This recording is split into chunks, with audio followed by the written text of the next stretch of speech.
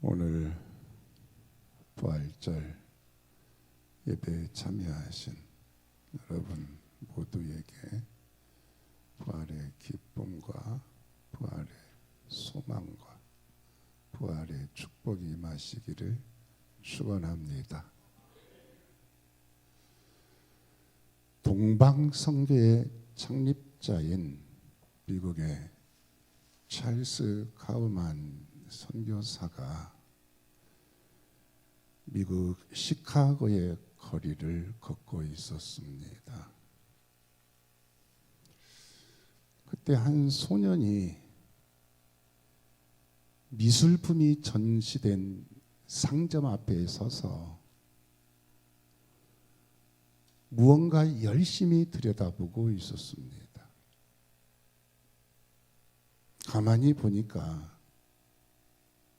십자가에 달리신 예수님의 모습이었습니다.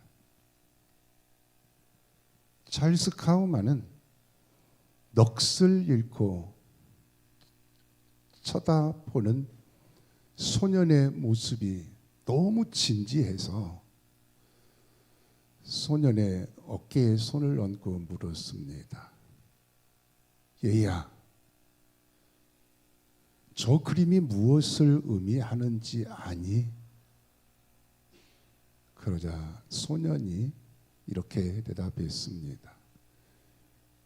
예, 선생님, 저분은 저를 구원하시려고 십자가에서 죽으신 구세주 예수님이십니다.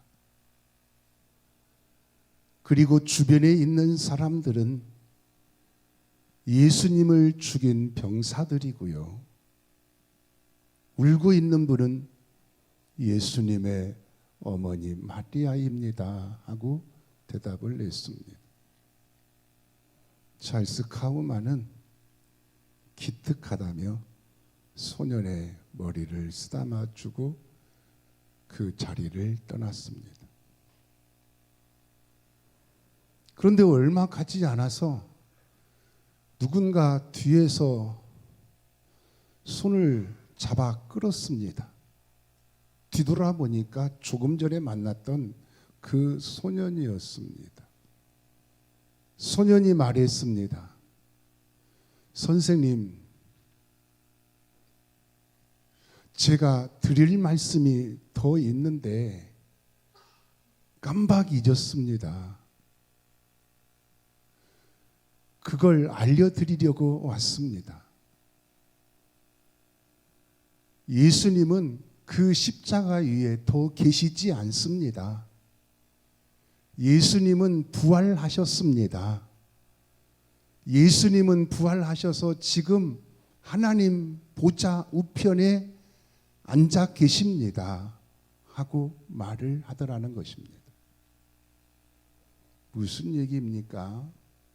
소년은 예수님이 십자가에 죽으실 뿐만 아니라 예수님의 부활을 알고 믿고 있었던 것입니다. 소년은 복음의 진술을 알고 믿었습니다. 소년은 십자가에 죽으신 예수님을 바라보며 동시에 부활하신 예수님을 바라보는 믿음을 가지고 있었던 것입니다. 사실 그렇습니다. 예수님은 우리의 죄를 대신 지시고 십자가에서 죽으셨습니다. 그리고 예수님은 사망 권세를 이기시고 부활 승리하셨습니다. 이것이 복음입니다.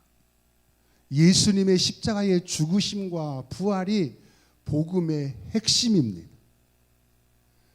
그러므로 우리의 죄를 대신 지시고 십자가에 죽으신 예수님을 바라보며 동시에 사망 권세를 이기시고 부활 승리하신 예수님을 바라보고 믿는 자가 되시기를 축원합니다. 오늘 본문 말씀에도 보면 예수님의 부활과 성도의 부활을 증거하고 있는 것을 볼 수가 있습니다. 먼저 오늘 본문에서 주목되는 말씀은 본문 20절 말씀입니다. 본문 20절 말씀에 보면 그러나 이제 그리스도께서 죽은 자 가운데서 다시 살아나사 잠자는 자들의 첫 열매가 되셨도다 라고 했습니다. 이 말씀을 보면 그리스도께서 죽은 자 가운데서 다시 살아나셨다고 했어요. 그래서 잠자는 자들의 첫 열매가 되셨다고 했습니다. 여기서 주목되는 말씀은 첫 열매가 되셨도다 라는 말씀입니다. 그리스도께서 죽은 자들 가운데서 다시 살아나셔서 잠자는 자들의 첫 열매가 되셨습니다. 여기서 잠자는 자들은 죽은 자들을 말합니다. 예수님은 죽은 자들의 첫 열매가 되셨습니다. 이것을 대표의 원리, 연합의 원리라고 말을 합니다. 아담이 모든 인류의 대표인 것처럼 예수님은 모든 믿는 자의 대표로서 부활의 첫 열매가 되셨습니다. 그리고 예수님과 믿음으로 연합한 자들이 예수님처럼 부활을 하게 됩니다. 첫 열매를 거두면 그 다음에 똑같은 열매를 많이 거두게 됩니다. 벼의 첫 열매를 거두면 그 다음에 똑같은 벼를 많이 거두게 돼요. 과일의 첫 열매를 거두면 그 다음에 똑같은 과일을 많이 거두게 됩니다. 예수님이 부활의 첫 열매가 되심으로 그 다음에 똑같은 부활의 열매를 많이 거두시게 됩니다.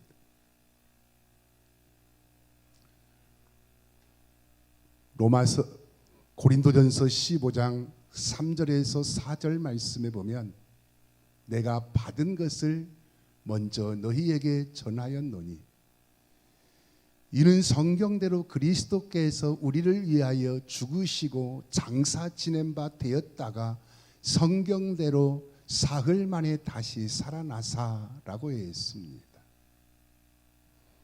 예수님은 성경대로 우리 죄를 위하여 죽으시고 장사 지낸 바 되었습니다. 예수님은 성경대로 사흘 만에 다시 살아나셨습니다. 즉 예수님은 성경대로 부활하셔서 부활의 첫 열매가 되셨습니다. 예수님을 믿는 자는 성경대로 부활의 열매로 나타나게 됩니다. 사도행전 17장에 보면 바울이 아덴에서 예수님의 부활을 증거했습니다. 그러자 세 가지 반응이 나타났어요. 첫째는 예수님의 부활을 듣고 조롱하는 사람들입니다. 두 번째는 예수님의 부활을 듣고 다시 듣겠다고 하는 사람들입니다. 세 번째는 예수님의 부활을 듣고 믿는 사람들입니다. 예수님의 부활을 믿는 자가 복이 있습니다. 예수님의 부활을 믿는 자가 죄 사함 받고 구원 받고 영생 얻고 천국에 들어가고 부활의 영광에 참여하는 복이 있습니다. 요한복음 11장에 보면 나사로가 병들어 죽었을 때 예수님께서 마르다에게 말씀하셨습니다. 나는 부활이요 생명이니 나를 믿는 자는 죽어도 살겠고 무릇 살아서 나를 믿는 자는 영원히 죽지 아니하리니 이것을 내가 믿느냐 하고 말씀을 하셨습니다. 그러자 마르다가 주여 그러하오이다. 주는 그리스도시요 세상에 오시는 하나님의 아들이신 줄 내가 믿나이다 하고 대답했습니다. 예수님께서 나는 부활이요 생명이라고 말씀을 하셨습니다. 그러시면서 이것을 내가 믿느냐 하고 물으셨어요. 그러자 마르다가 내가 믿나이다 하고 고백을 했습니다. 내가 믿나이다. 내가 믿나이다. 믿는 자가 복이 있습니다. 부활의 첫 열매이신 예수님을 믿는 자가 복이 있습니다. 부활의 첫 열매이신 예수님을 믿는 자가 부활의 영광에 참여하는 복이 있습니다. 그러므로 부활의 첫 열매이신 예수님을 믿어 부활의 영광에 참여하는 복 있는 성도가 되시기를 축원합니다. 다음으로 오늘 본문에서 주목되는 말씀은 본문 21절에서 22절 말씀이에요. 본문 21절에서 22절 말씀에 보면 사망이 한 사람으로 말미암았으니 죽은 자의 부활도 한 사람으로 말미암는도다. 아담 안에서 모든 사람이 죽은 것 같이 그리스도 안에서 모든 사람이 삶을 얻으리라 라고 했습니다. 이 말씀을 보면 사망이 한 사람으로 말미암았다고 했어요. 마찬가지로 죽은 자의 부활도 한 사람으로 말미암는다고 했습니다. 아담 안에서 모든 사람이 죽었다고 했어요. 그런데 그리스도 안에서 모든 사람이 삶을 얻으리라고 했습니다. 여기서 주목되는 말씀은 삶을 얻으리라라는 말씀입니다. 그리스도 안에서 모든 사람이 삶을 얻으리라고 했습니다. 여기서 삶은 조포이에오라는 단어인데 생명을 주다, 살게 하다라는 뜻이에요. 예수님의 부활은 모든 사람에게 생명을 주어 살게 하신다는 말씀입니다. 예수님의 부활은 모든 사람에게 영원한 생명, 즉 영생을 주어 영원히 살게 하십니다. 로마서 8장 11절 말씀에 보면 예수를 죽은 자 가운데에서 살리신 이의 영이 너희 안에 거하시면 그리스도 예수를 죽은 자 가운데에서 살리신 이가 너희 안에 거하시는 그의 영으로 말미암아 너희 죽을 몸도 살리시리라라고 했습니다. 예수님을 죽은 자 가운데에서 살리신 이의 영이 우리 죽을 몸도 살리신다고 했습니다. 예수님을 죽은 자 가운데서 살리신 영이 우리의 죽을 몸도 살리시는데 우리의 무엇을 살리시지 못하시겠습니까?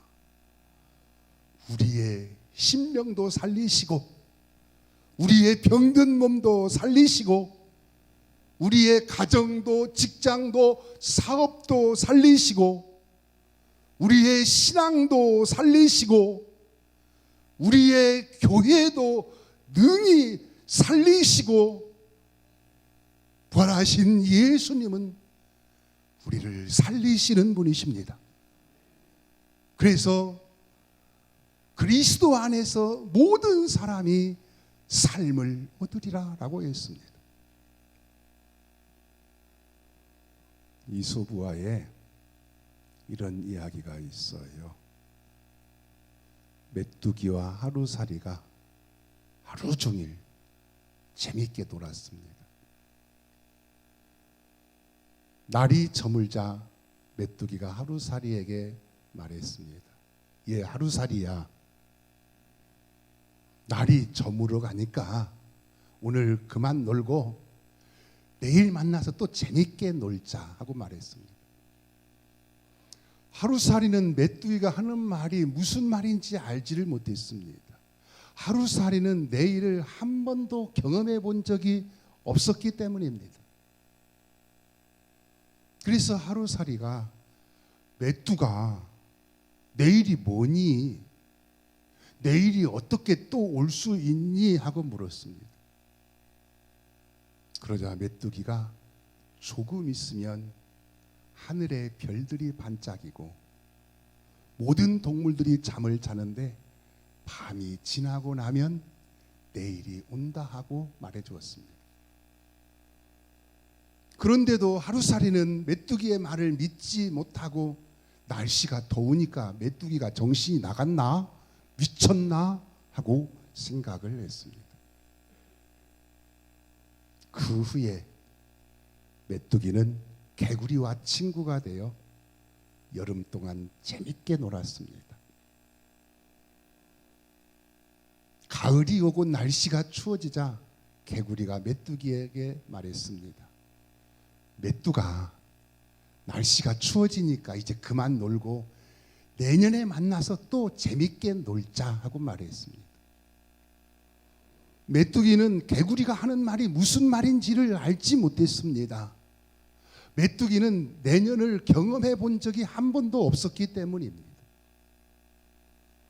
무슨 얘기입니까?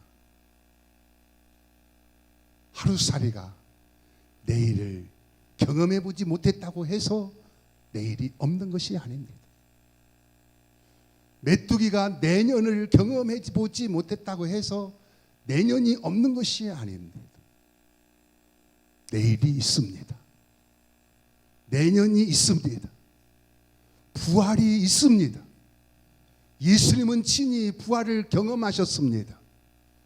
예수님은 부활의 첫 열매가 되셨습니다. 오늘 우리도 그렇습니다. 오늘 우리도 부활을 경험해 보지 못했지만 부활의 첫 열매이신 예수님을 믿어 신비로운 그 부활의 영광을 생생하게 그날에 경험할 수 있는 복 있는 성도가 되시기를 축원합니다. 더 나아가서 오늘 본문에서 주목해 보고자 하는 말씀은 본문 23절 말씀이에요. 본문 23절 말씀에 보면 그러나 각각 자기 차례대로 되리니 먼저는 첫 열매인 그리스도요 다음에는 그가 강림하실 때에 그리스도에게 속한 자요 라고 했습니다. 이 말씀을 보면 각각 자기 차례대로 된다고 했어요. 먼저는 첫 열매인 그리스도라고 했습니다. 다음에는 그가 강림하실 때에 그리스도에게 속한 자라고 했습니다. 여기서 주목되는 말씀은 다음에라는 말씀이에요. 각기 자기 차례대로 부활을 하는데 먼저는 첫 열매인 그리스도께서 부활을 하셨고 다음에 그리스도께서 강림하실 때 그리스도에게 속한 자가 부활을 한다는 말씀이에요. 그리스도에게 속한 자란 그리스도의 부활을 믿어 구원받은 자를 말합니다. 따라서 다음에 누가 부활하느냐? 그리스도의 부활을 믿어 구원받은 자가 그리스도께서 강림하실 때, 즉 예수님이 재림하실 때 부활의 영광에 참여하게 되는 것입니다. 고린도전서 15장 51절에서 52절 말씀에 보면 보라 내가 너희에게 비밀을 말하노니 우리가 다 잠잘 것이 아니요 마지막 나팔의 순식간에 홀연히 다 변화되리니 나팔 소리가 나매 죽은 자들이 썩지 아니할 것으로 다시 살아나고 우리도 변화되리라 라고 했습니다. 예수님이 재림하실 때 나팔 소리가 울려 퍼지면 죽은 자들이 순식간에 홀연히 부활을 하게 된다는 말씀이에요. 데살로니가전서 4장 16절에서 17절 말씀에 보면 주께서 호령과 천사장의 소리와 하나님의 나팔 소리로 친히 하늘로부터 강림하시리니 그리스도 안에서 죽은 자들이 먼저 일어나고 그 후에 우리 남은 자들도 그들과 함께 구름 속으로 끌어올려 공중에서 주를 영접하게 하시리니 그리하여 우리도 항상 주와 함께 있으리라 라고 했습니다. 예수님이 재림하실 때 그리스도 안에서 죽은 자들이 먼저 부활하고 살아남은 자들도 공중으로 끌어올려서 공중에서 주를 맞이하게 된다는 말씀이에요. 이것을 종말론에서는 휴거라고 합니다. 그런데 이 모든 일이 순식간에 호련히 일어납니다. 에스겔 골짜기에 생기가 부니까 마른 뼈들이 순식간에 호련히 일어나서 큰 군대를 이룬 것처럼 이 모든 일이 순식간에 호련히 일어나게 됩니다.